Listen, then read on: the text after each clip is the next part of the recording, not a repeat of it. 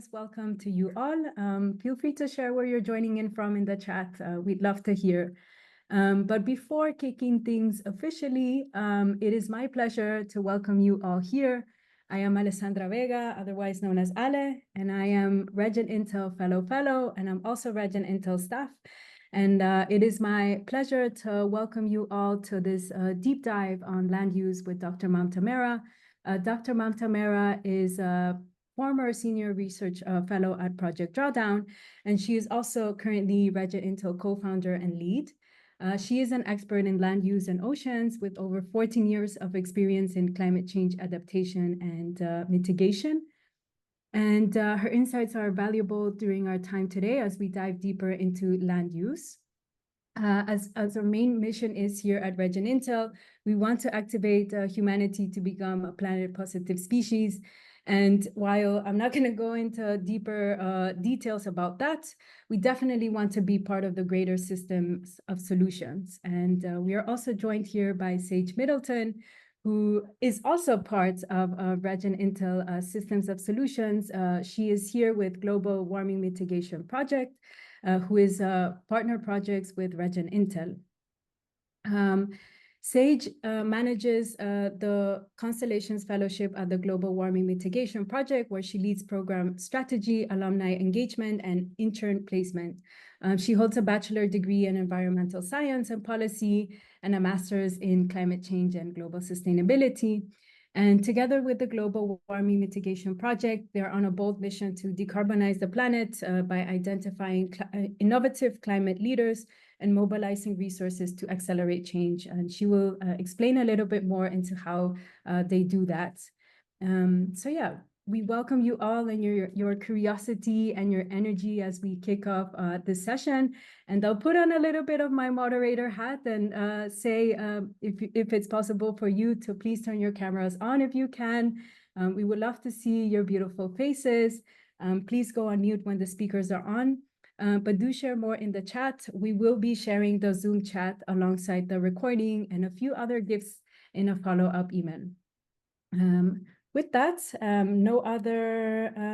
nothing else to say other than kick off today's incredible session. So I'll hand the mic over to Dr. Mamta Mehra. Thank you, Ale, and hello, everyone. Welcome once again. Let me quickly share my screen for today's presentation, and let me go to the slideshow. Wonderful. So it's in the constraint of the time, it's not going to be a typical deep dive. We have limited today's presentations to only 20 minutes. So I'll see that how much I can cover, but my main motive is that we could get a sense of where we are, what are the major land use challenges we are facing, and what from a system perspectives, what could be some of the approaches, strategies, and solutions we could think about, having both a global lens, but then when implementation comes, it needs to be customized to the location specificity, depending on what kind of biophysical, socioeconomic, geopolitical situations are there. So before we actually start this session, I really want we all to think about, imagine we have a forest protector match kind of a game, and you have to choose a role that resonates most with you. I've identified these 10 roles for you to choose. The first one is law defender. Do you think that you resonates mostly with people who enforces strong legal protections and crackdowns on illegal logging, which is one of the major causes of deforestation? Do you want to be a land steward, supporting indigenous land rights, recognizing indigenous communities? Do you want to be an agri champion? A lot of you might be working in the ag space and wanted to promote regenerative farming practices. Do you want to be more of a tree planter, like engaging in reforestation and community-led efforts and to restore degraded land areas? Do you want to work as an eco-incentivizer, supporting financial rewards for communities that conserve and protect forests? Do you want to be, if you're a data expert, a data guardian, using technologies and data to monitor and predict, which is one of the major causes that limiting more and more adoption of these solutions, because we don't have enough of that infrastructures and capacities to do that? Or perhaps the role of a community builder resonates mostly with you, because we need to bring, to empower the community so that they keep on working or implementing these regenerative solutions as they are doing since ages. You wanted to be a supply chain watchdog, very important role, ensuring companies use deforestation-free sourcings to protect forest ecosystem, not just have some blunt target and things on paper, which kind of greenwashing, but ensuring that whatever you're saying, whatever you're committing, you're actually doing on ground. Or you want to be more of an eco advocate, raising public awareness, encouraging eco-friendly consumer choices for forest conservation. And lastly, we need most collaboration at the global level, local level. So does working on international agreements, multilateral, bilateral coalition resonates mostly with you. Ali is going to share a Slido link for all of you. And if you could enter your responses over there, we would love to see that what is mostly resonating with people. I'll stop sharing my screen. Okay, let's see what kind of responses are we getting. Wonderful. RegenIntel hashtag. Okay. Yeah, RegenIntel is doing a lot of these things. Hannah is saying that land stewardship is the one she is most likely to bear that hat. Wonderful. I hope people have got this Slido link. If not, feel free to post, your responses on Zoom chat. No worries. Great. Dr. Jahan is saying that excellent point. I'm not what's the point you want to convey? Could you please clarify that? Eco advocate, wonderful tree planter one. We're getting more and more of tree planters community here.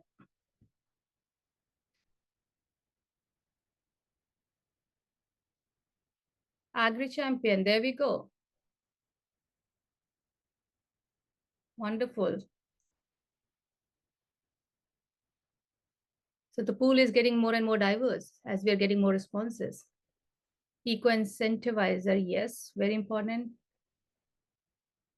Especially in the nature-based solutions, I have noticed there is a momentum increasing in the last couple of years, but still there is some sort of a hesitation from the investors and funders side. They are not 100% sure whether all the claim, which is about carbon sequestration, in the absence of proper data monitoring and evaluation, are going to be there or not, compared to, when you have solars and winds and other transportation related solutions, which are so easy to quantify and monitor. So we need more and more innovation in this sector. Wonderful. I noticed Agri Champion, Tree Planter, and Eco Advocate. This is mostly a couple of you are finding more resonating with you. Community Builder and Global Partnership, as Sua James is saying that. Wonderful. Okay, so in the interest of time, maybe we can proceed, but this is good to know where we are and what are your interest areas. Thank you all. Okay, so now what are the major cause of land use change? As I've said that maybe we are aware, but we are kind of somewhere not so much have the clarity in depth and the concerns and the seriousness of this problem that we all are right now facing. Once upon a time, our majority of the land use was either forest and grassland. Yes, as civilization grows up and with more and more economic development, we have cleared our forest and grassland.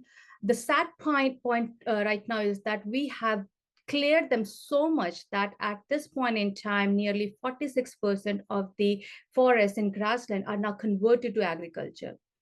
But the more interesting and the thought-provoking fact here is that out of that 46%, 77% of the land what we are using is not for human consumption. It is for either grazing or growing crops to feed the animals. And only the 23% that is used for crops that are for human consumption. So that gives us a bigger picture, like, there is a lot of conversion which is happening. And right now we cannot afford any more forests, our prime forests or prime grasslands, to be converted, to be degraded and deforested. So we need to think about how can we manage with the current active grassland we already have, grazing land we already have, or cropland we already have, so that we can cultivate our crops in a way which is more regenerative, but in a way we can produce enough food so that we can sustain our current and growing population. When it comes to deforestation, which is the major cause of all of these land use changes, there are two things that needs to be, think about. And that is like, mostly this deforestation is coming from the tropical countries. And there are two main reasons. It's important to know where it is happening the most and what are the reasoning for this deforestation. And mostly this deforestation in these 5 to 6 major countries are happening not for the subsistence based agriculture. It is happening mostly for commodity and cash crop based crop based agriculture cultivation. And if I talk about beef, which is one of the largest contributor of tropical deforestation, it is happening mostly in Brazil, followed by Latin America, then Asia, and a little bit in Africa. It is a major cause across the globe. Yes, majority of the contribution is coming from these 5 regions, but it is one of the major cause of deforestation in tropics, which in percentage might not look that much, like 9% of total greenhouse gas emission at the global level coming from the deforestation.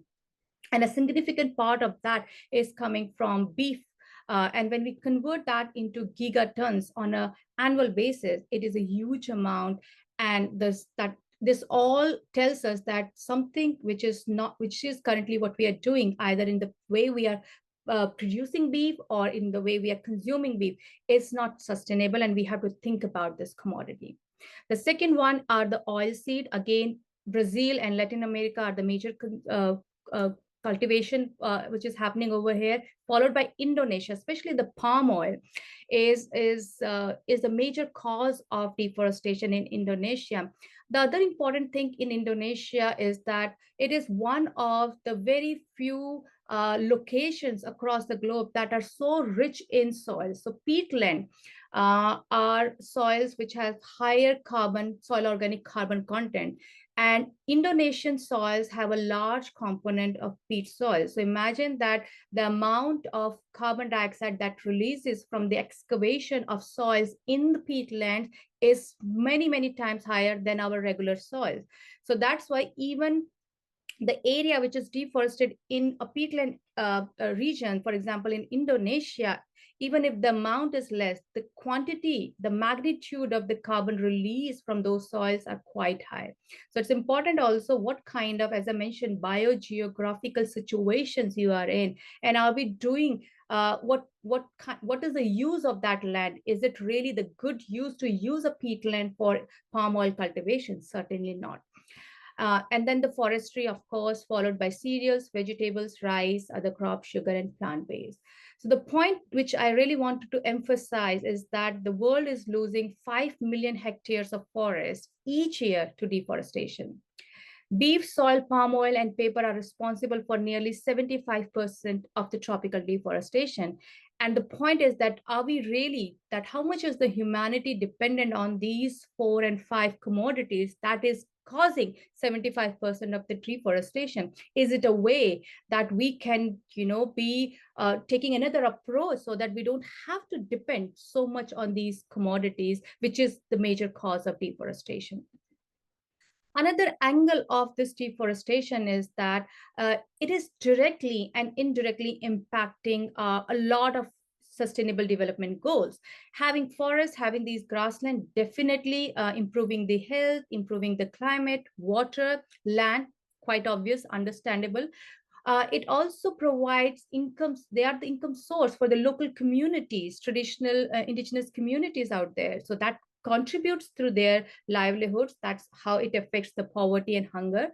But the point which I want to emphasize next is that if we don't have the forest, or if we are continuing cutting down our prime forests and grasslands, we are not going to only lose those SDGs which are actually contributing in a positive way, but the act of deforestation is also going to impact indirectly when we have these barren lands or concrete lands, leading to more of a health issue, energy related problems we are going to face, infrastructure, hunger, life below the water, because a lot of our prime ecosystems are offering ecosystem services that are contributing. Unfortunately, we are now quantifying the financial or the monetary values of those ecosystem services, and we just feel that, okay, they're going to be there. But if the moment we start valuing the ecosystem services, we will realize that forest doesn't mean only, this much of the value. Yes, there are many more other ecosystem services, for example, and providing the resilience to various extreme climatic events, improving the biodiversity, maintaining a microclimate, which is so important for your health, improving the air quality, enriching the soil, and improving the groundwater, the subsurface water. There are many, many direct and indirect ways our ecosystems, the prime ecosystems, are offering services to the humanity and the planet. And having not, if we keep on cutting down our forest and grasslands, we are going to lose a lot on these ecosystem services.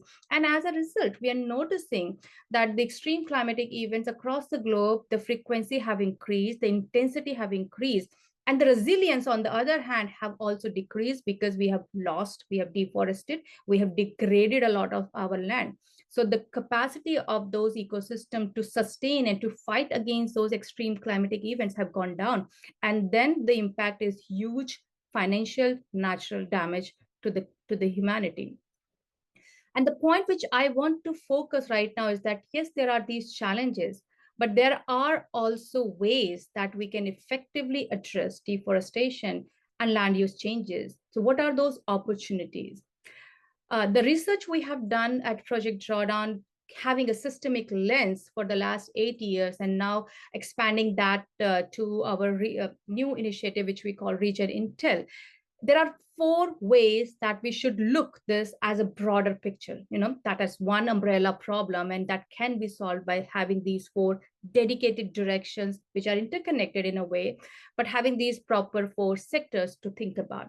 The first one is that, as I've mentioned, we need to protect our prime ecosystem. There is no doubt about that. And in fact, even the amount of the land area which is left, which is non-degraded, are going to be degraded soon, because the rate of deforestation is so high. Even while we're having this discussion, some forest, some grassland at some point, somewhere in the world might be at the verge of clearing out. So it's just important that we can understand the utmost seriousness and emergency which is attached to this point, that we need to totally protect our prime ecosystem in a way that we can have at least the kind of ecosystem services we're getting from those, we should continue getting them more and more. And the other sweet spot, which I really like the most, is restoring degraded areas. I don't know why people have the tendency to always go and clearing the prime ecosystem when we have enough of the degraded land available. And it has many opportunities. From the financial perspective, if people are looking for carbon project that could lead to, better sequestration over the next 30 years or 50 years, the degraded land areas are the one to look for, because the soil in these areas have already lost a lot of their carbon. So there's a huge potential that by the adoption of regenerative practices, you can build upon those soil and can increase the soil organic carbon over the period of time. These degraded areas, largely the forest and the grassland, are also a best fit to grow crops, which like, all the afforestation like project, a lot of timber-based project. Even you need to think about, like, what is the best use of a land. Somebody was asking me a question that if you have 5 options for a particular land areas, how would you decide what should be the best approach or a solution for that particular land area? And the way we have done our analysis, it's always to adopt a priority matrix. Think about what is the best fit and high impact solution for that region. As I mentioned that, for example, if I have a choice of having a peatland protection, restoration versus growing perennial staple crops, or having multi-strata agroforestry, I would go more for protection of the peatland first and then restoration of the peatland first, because as I mentioned, those land areas, the soil beneath those forests are so rich in carbon that we cannot afford them to lose or come out in the atmosphere, because the emission then it's going to be huge. And then if there are other land areas available, I would then go for looking for other best fit solution. So look for that, what are the conditions over there, what is the best fit solution over there, and whether this solution have a high impact, carbon wise impact, a lot of cascading benefits, like while ensuring either reducing the emission, sequestering the carbon. Are the solution also offering other benefits in terms of biodiversity improvement, soil improvement, water improvement, ensuring livelihood opportunities to the local communities, building resilience against extreme climatic events. And also we have seen that there are enough degraded land areas. We notice that some part you can also use for a least priority solution, for example, perennial bioenergy crop. Yes, you cannot, I won't suggest, growing bioenergy on your agricultural land or your active pasture land. But if there is a degraded land and that is currently of not use, and all the other solutions have already been implemented in other parts, and this is still a lot which is available, growing perennial bioenergy crops as one of the renewable energy sources is not a bad idea. And then once you have these things, restoration is also, we have, especially for the reforestation, our principle here is that once you have restored a tropical forest, for example, or a temperate forest, a lot of time reforestation measures include afforestation or timber-based production strategies, which is okay for the short term. But what happens is that if you are converting of reforesting and then going to use some bit of going to have some sort of a harvesting in a regular basis, 5 years or 10 years or 20 years, you're not going to turn that degraded forest or deforested areas into the prime intact ecosystem. Our motive here is that, as I've said, that the degradation of the degraded grassland area should be the priority for those timber-based plantation, but all the deforested areas should be restored in a way that you can have those trees planted, those forests being relived and replanted over there. And once they are full in that full-fledged ecosystem mode, they should not be cut down. They should be protected as an intact forest, and they should be brought into that category. And we really want the, over the period of time, if you see the global forest area, the prime ecosystem area is declining. In our vision for a regenerative future, a drawdown world where there is a decline in the greenhouse gas emission, we really want to see an increase in the net intact prime forest areas. And the third one is adopting regenerative agriculture practices. There are many practices which are,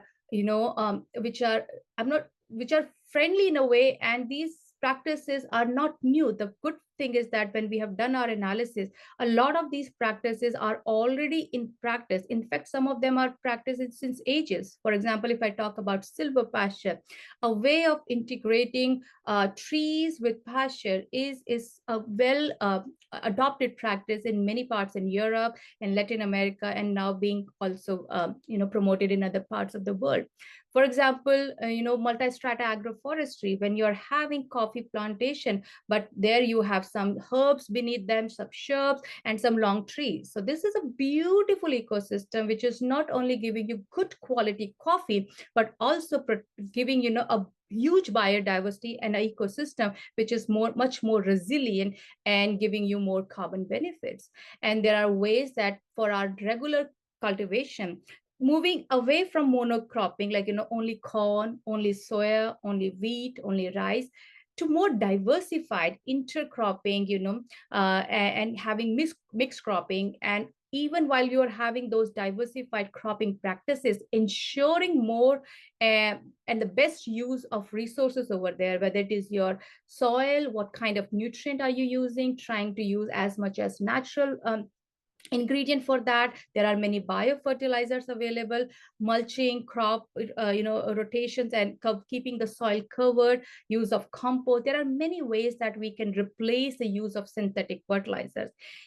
even if we are using synthetic fertilizer, there's a notion that we have to use them very efficiently. Right now, 90% of the 60 to 90% of what we are applying, it's kind of wasted. So you're overkilling your soils, which is not required. So it's about right type of fertilizers you have to use at the right time, at the right place, and thinking about what is the right amount. So thinking about all these 4 R's, you should be able to balance out the use of your synthetic fertilizer. Water, we were talking about, the other day, it is already a scarce resource, and it is going to be much scarcer in the coming time. 70% of the fresh water is being used for agriculture, which is not good. And also, like nutrient, the synthetic fertilizers, the applied irrigated water is also getting wasted, which is not being used. So there are ways, for example, sprinkler irrigation, drip irrigation, and other micro irrigation system that can improve the efficiency of the applied water and help in reducing those water usages, which can be used for other things. There are many places across the globe that are facing severe, issues with water. And finally, reducing food waste and adopting plant-rich diet is going to impact this entire, system of land use and food from the demand side. Because if we are cutting down our forest, or if we are having more and more pressure on our current agriculture to produce more and more food, it's because that's a demand that is being there. But the fact which I'm going to present to you, that 30 to 40% of the food what we are producing today is getting wasted from the stage of the production till consumption.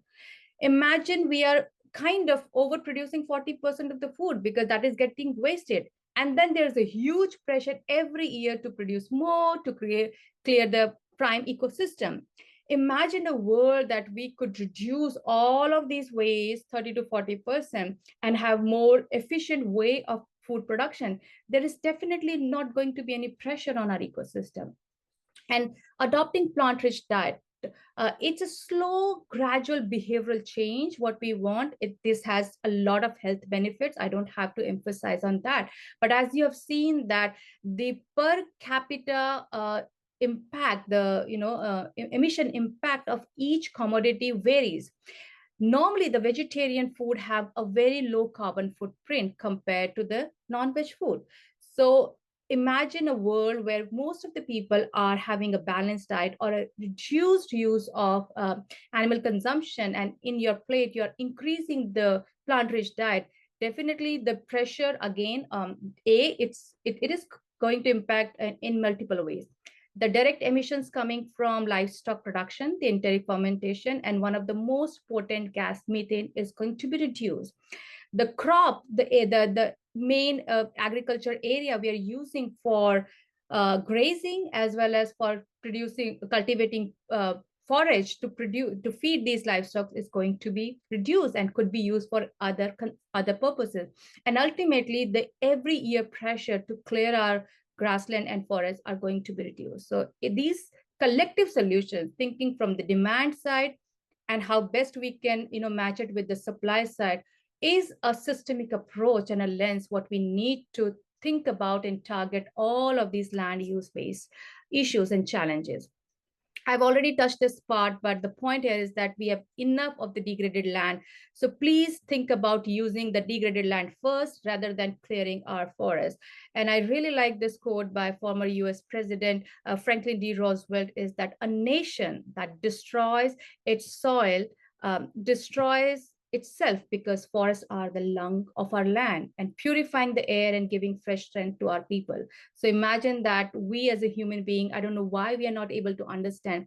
I'm right now in Bethesda, Maryland, but I come from India and my family is in Delhi, India. Right now, the pollution level, the AQI there is 500, which is so severe. It's like smoking 23 cigarettes on a daily basis. If you're going out and having that AQI, it's so unhealthy. So these ecosystems are so important to have, a better the microclimate for that. And finally, when it comes to approaching to adoption at the global scale, you need to think about, yes, every country, every location, look for the solutions. But if you have to go for some immediate high-level impact, target supply chain. Focus on beef, farms, oil supplies because they are the major contributor. Prioritize deforestation hotspot, which are Brazil and Indonesia. Adopt for regional approaches. For example, in Latin America, the focus should be on beef-driven deforestation, while in Asia, it should be on palm oil production. But as I've said, that each country has its own strategies and planning, how best they are using your land use ecosystems. I noticed someone is wearing, Sam is having a nice mask for that. Wonderful, love that. So, but the point here is that whenever you have, like, the options, if you are directly working on land use sector, look for the challenges from a systemic perspective, look for solutions, and think about the priority. And the last point which I wanted to make here is that it's not, a lot of time people come to me that, oh, I am working in the data sector, or I am an engineer here, I am in the investing sector. But we need all of us, because there are roles, as we started, our icebreaker, that we need in this entire web of services, which we have to think about and collectively need to do, so that we could provide, we could enact and implement all of those system of solutions. And at the end, I learned this from one of our instructors last week, and I really liked it. I wanted to share it with all of you, that there's a good comparison between ants and humans. These are two species living in both the planet Earth, but the way they are living and managing resources are totally different. Roughly, that ants, the anthropod species, are the maximum number, the amount, the way their numbers are so high that collectively their total body mass is roughly equals to the human's total body mass. So 350 million tons and 350 million tons, similar.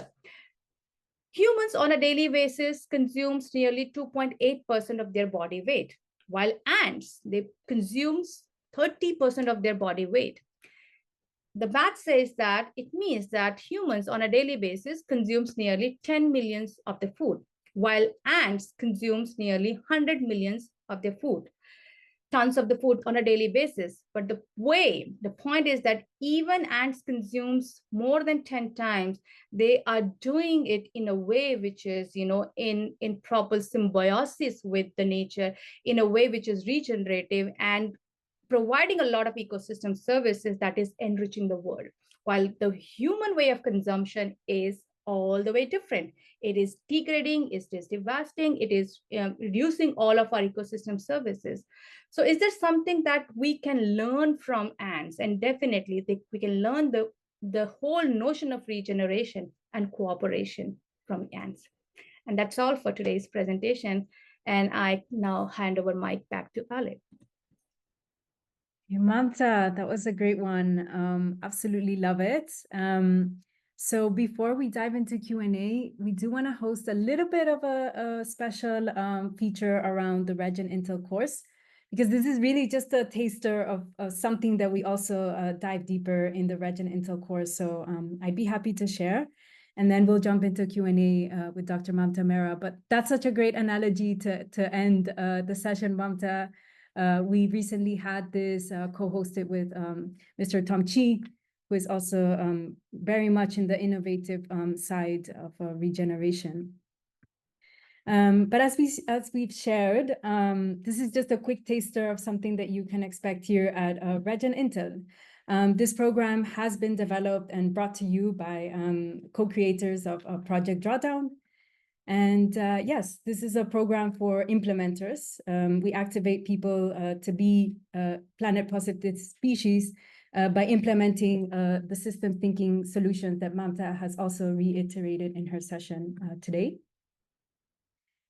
And yeah, I have to say a few ways that RegenIntel has equipped me, but also equips other people. And Richard Muscat is here, who's also RegenIntel fellow and also part of the RegenIntel community, who I'm sure can also echo these words. But we look at the systemic understanding of the global challenges and solutions, as Mamta has touched upon on the land use. In addition, of course, the mindset centered for human and planetary well-being, which is perhaps you could say more ambitious than sustainability, right? Because we take a look at the justice, equity, and inclusion side as well. And third, also, of course, the practical skills to implement solutions and become a regenerative leader. And that can entail many different things, right? Like being a regenerative leader within your community as well as the global stage.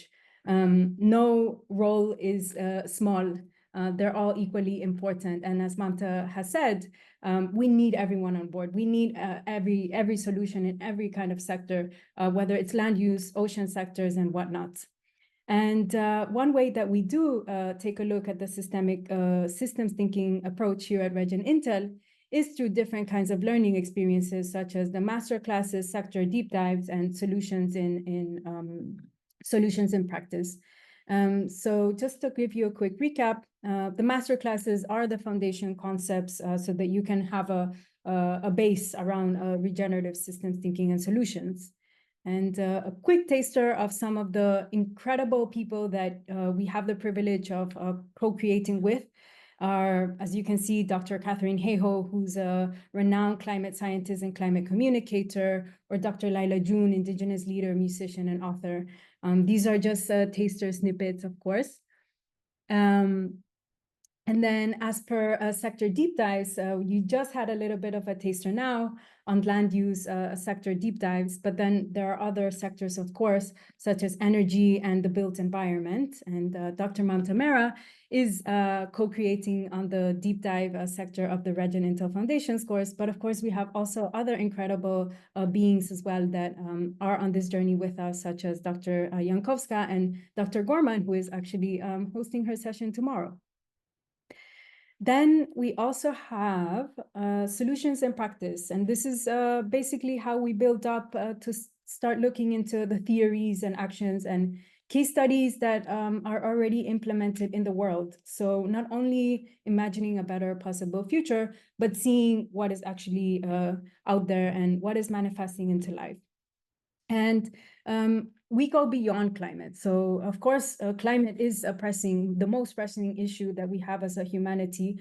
But then going beyond the carbon vision tunnel to look at many other different kinds of solutions, whether it's through power and purpose. So how can we regenerate ourselves from the doing the inner work, or looking at the built environment, or reimagining cities for the future, and many different areas as well.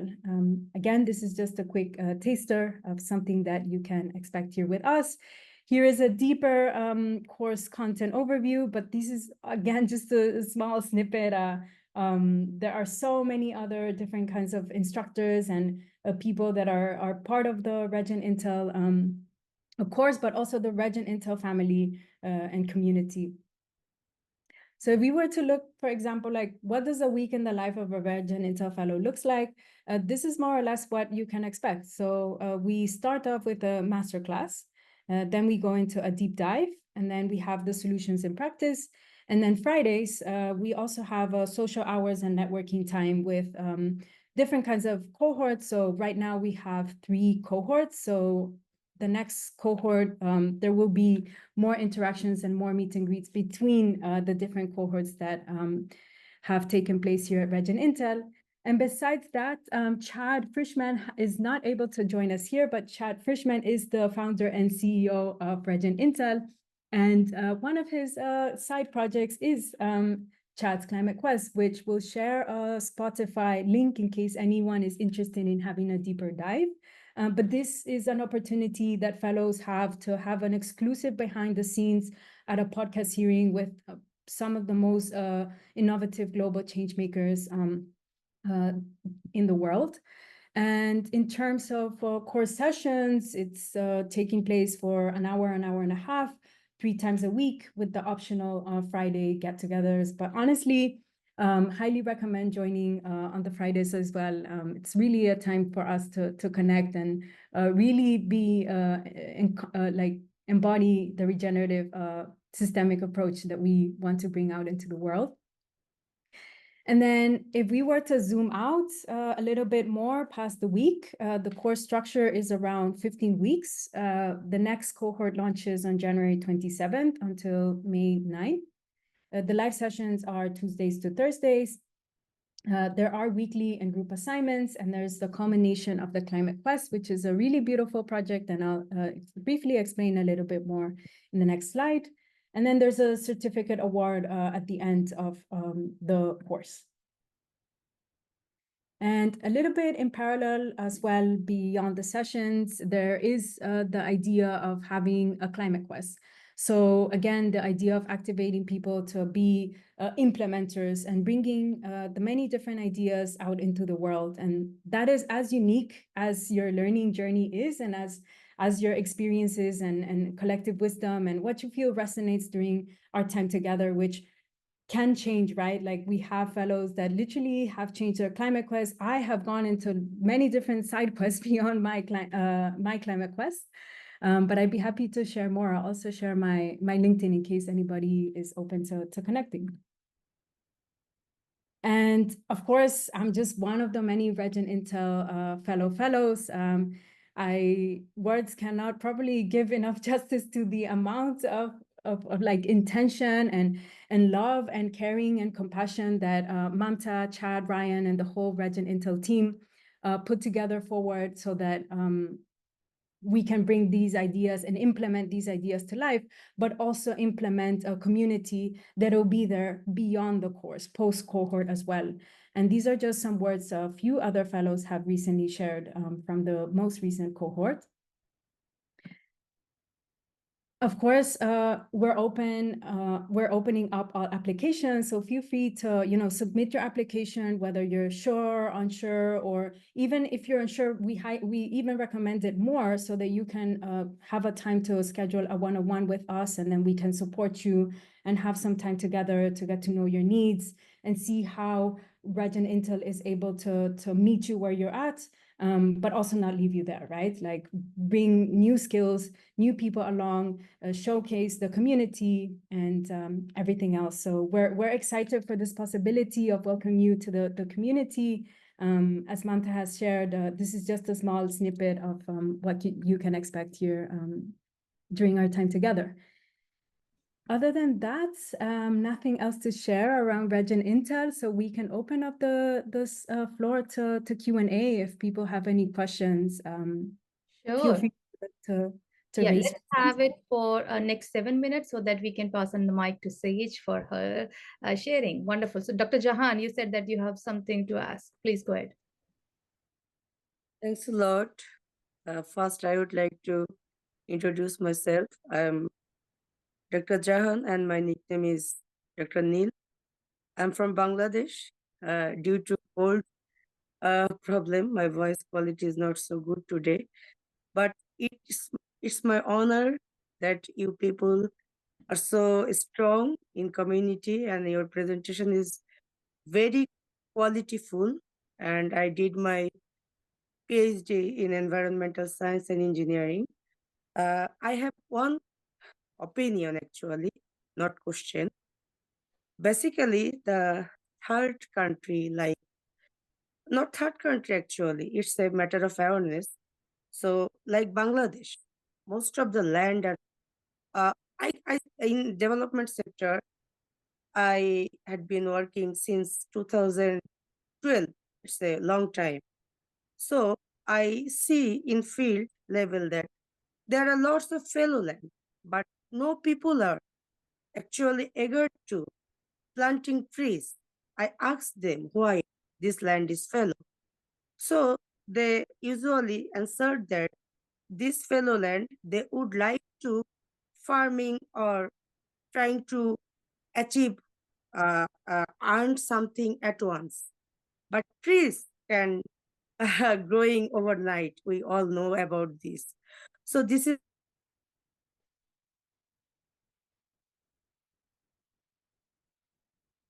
Did we lose it? Yes, I think we just lost Dr. Han.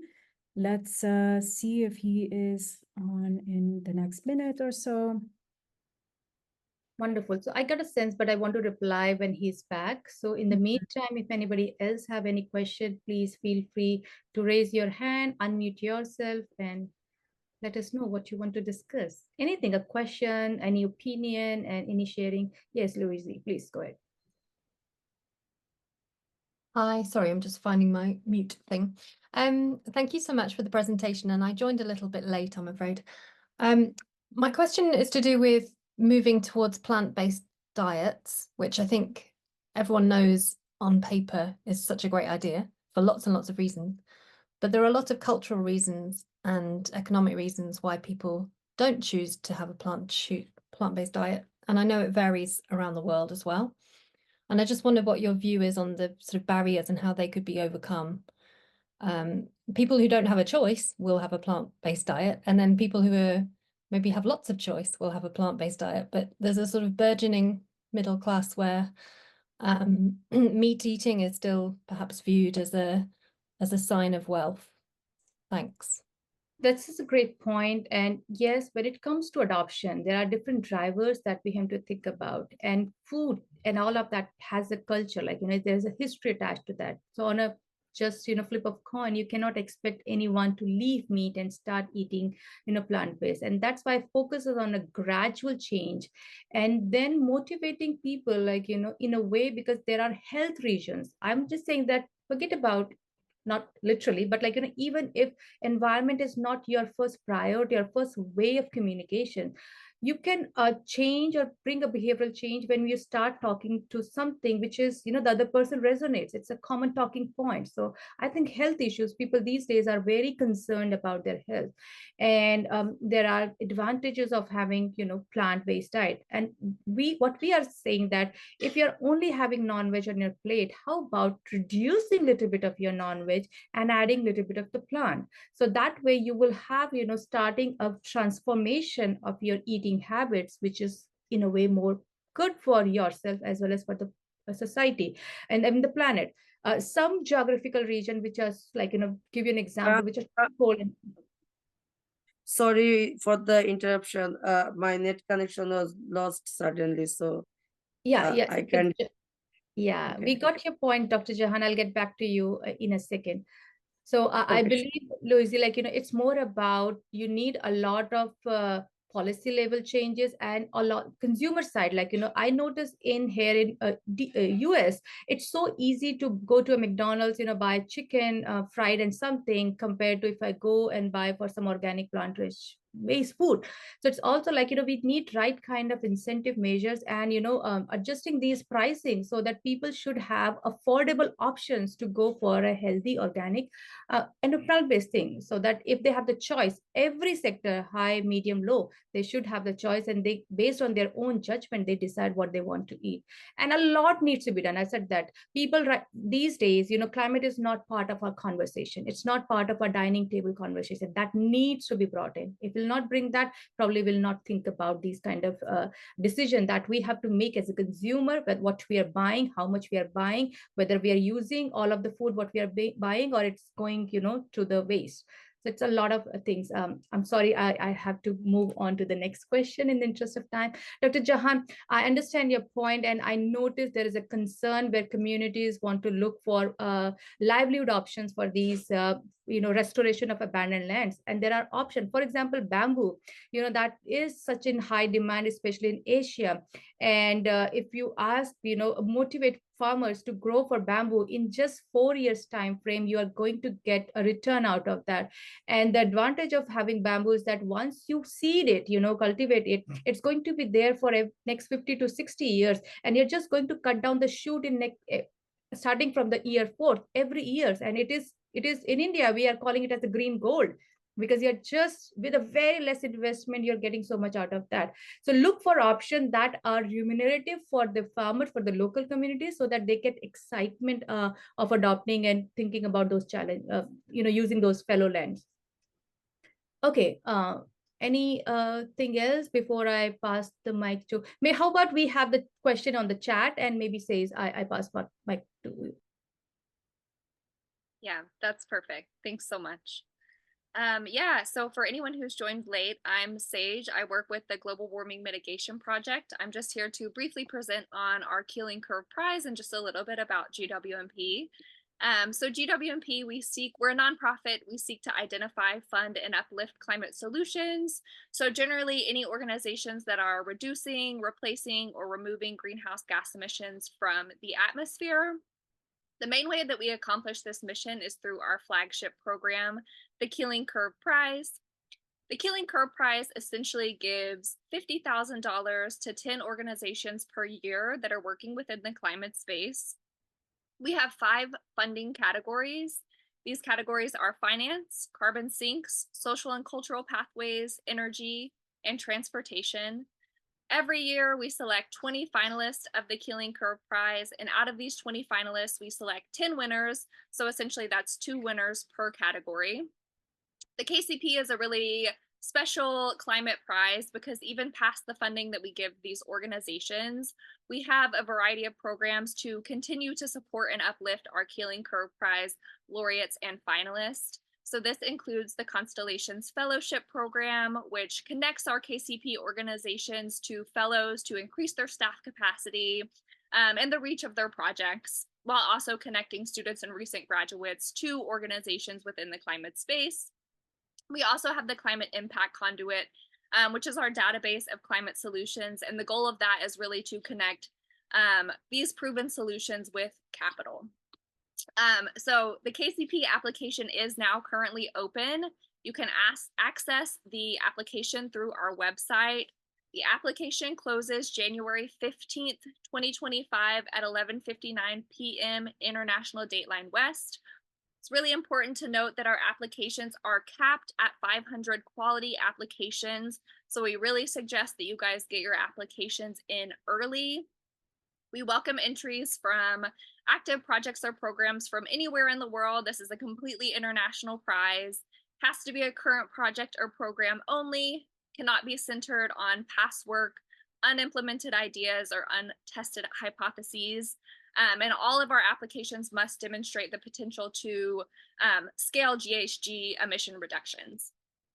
Just to briefly share some success and numbers, we have 140 Keeling Curve Prize laureates and finalists. Currently, we have awarded $2.25 million. We have over 1,800 organizations that have been vetted, that are in our database. We have 125 countries represented in our database. And since winning, our Keeling Curve Prize laureates have gone on to raise over an additional $2.4 billion in capital. To briefly tie it into kind of land use and what we've been talking about today, I just want to share 2 organizations that are Keeling Curve Prize winners or finalists that worked within land use. We have Blue Forest, which was a 2024 finalist in finance. Essentially, they bring communities, finance, and science together to restore and protect forest and watersheds.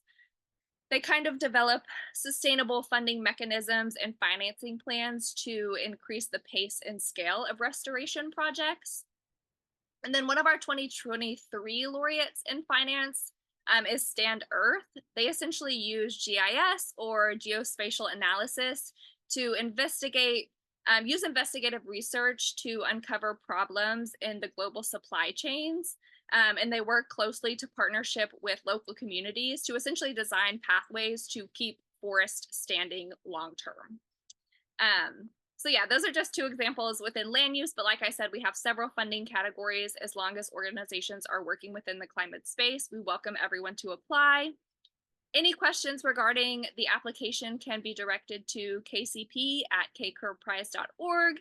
We're more than happy to help, so please feel free to reach out to us. In the follow-up email, I'll be sure we include the link to the applications, FAQs, eligibility requirements, and things like that. And yeah, thank you guys for your time. I really appreciate it. Wonderful. Thank you, Saige, and highly recommend to apply for that. I'm associated as a senior analyst with the KCP since 2018. And I just mentioned that these are some of the examples. Thank you, Lindsay, for Saige, for sharing that. You know, there are existing, as I've mentioned, that it's not nothing you have to reinvent the wheel. There are existing practices that needs to be brought to the attention. And nature-based solutions, these all regenerative agriculture, land use management solutions are the way forward. We cannot address the global mitigation challenges by not thinking about these things. Thank you very much. Yeah, thank you. All right, beautiful. So with that, we will slowly start wrapping up our session for today. We are so grateful for all of you to join us today. We will be sending a follow-up email with a few gifts, a few offerings as well, including the recording and the Zoom chat so that you can have some time to digest, and feel free to connect with other incredible people along the way as well, and feel free to connect with us as well. And yeah, we look forward to welcoming you all to hopefully the RegenIntel community, and beyond that to other AMAs and other gatherings as well that we'll be hosting in the future. So for now, we can close off with a word of gratitude. So feel free to go off mute and turn on your camera if you want. And please share a word of gratitude in English or your language of your choice. And with so much gratitude, we will close today's session. Okay, bye everyone. Thank you. Thank you. Bye. Gracias. Thank Thank you. Lots of Bye. Bye. Bye. Bye. Bye. Thank you.